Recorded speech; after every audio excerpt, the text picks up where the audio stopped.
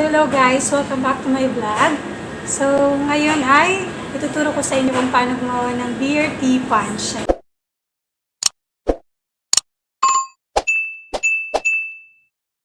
So kailangan nyo na tea. So yung ginagamit ko ay yung yellow lipton.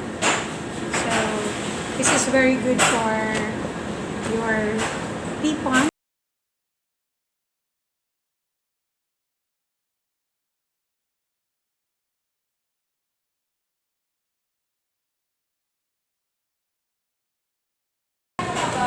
You will be needing sugar. So since I'm making drinks for 60 people, so my water is around 11 liters. So as you can see, I already put the water, and then we need hot water. So I already heat it. This is an electric water heater, and then of course we need this beer for our tea punch.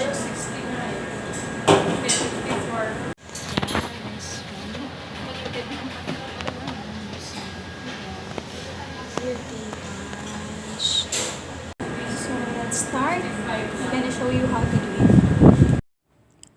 So let's open it, and then it looks like this.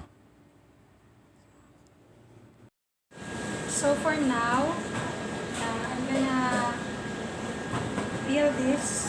Ayan guys, first step natin is we will need to peel it. So I love tea. Yeah, really guys, even if you don't love tea, after trying this out, you will really love it. Ang sarap, grabe. So yun, so you can try this at home.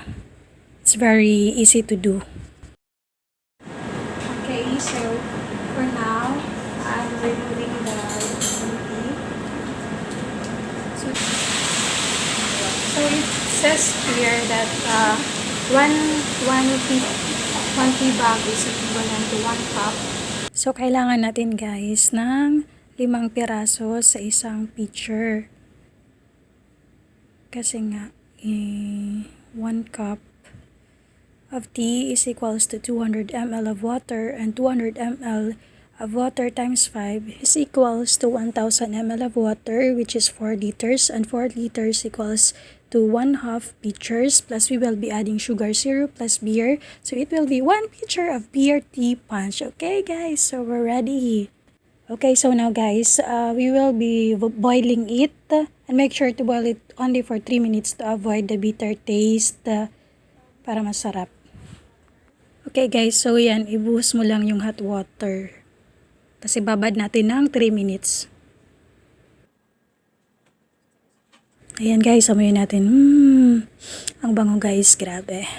So yan, so feel mo talaga yung kanyang brewing. So yan. Obling ingat lang guys kasi mainit talaga to. Bawal mapaso, kundi masakit talaga sa kamay. So yan. Tingnan mo yung kanyang boiling. Yung kanyang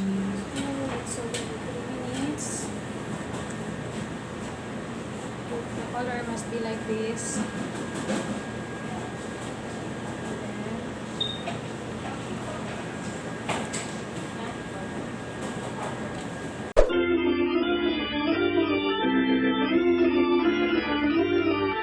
So ayan guys, after ng 3 minutong paghihintay ay ready na po ang ating tea. Yan, so inilagay ko sa water.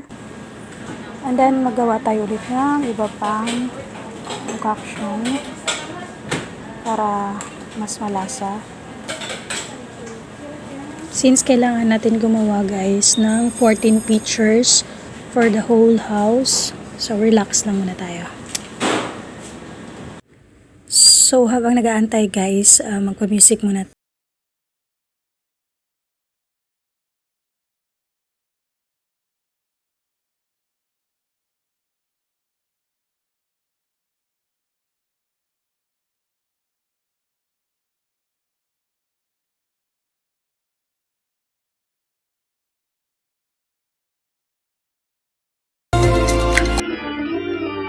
So So, ayan guys, natapos na tayo. Ito na yung ating mga basura. So ganito na yung itsura niya guys. Yun yung color. So, yan. So, nadagdagan. Naging 13 liters na. So, ngayon guys, kailangan natin mag-syrup ng sugar. So, since mainit pa to, I will add na at once the sugar. Ay, tumalsik. So, yan guys. I will be adding first 2 cups. Yan, then mix. Makikita mo naman guys, so buo pa siya nung una until maging liquid na siya. So, yun yung tinatawag na syrup. And then, just mix it.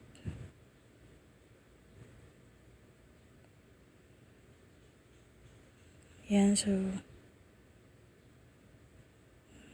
para maging 2 cups, magdagdag pa ako ng 1/2 cup. Sige na nga, isa pa guys, sayang kasi yung hot water. Yan.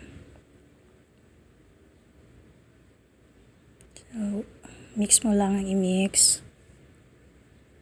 So, yan. So, syrup na siya guys. So, dadagdag ko na siya. Yan. And make sure to clean it. And then, we will repeat the process until maging masarap na siya.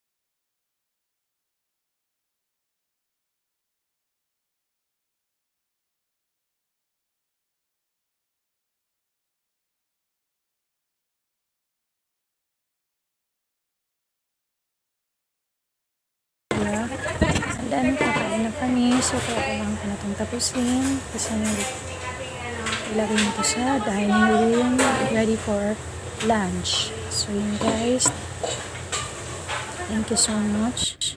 Okay guys, thank you so much for watching. I hope you learned something, and don't forget to subscribe at my channel for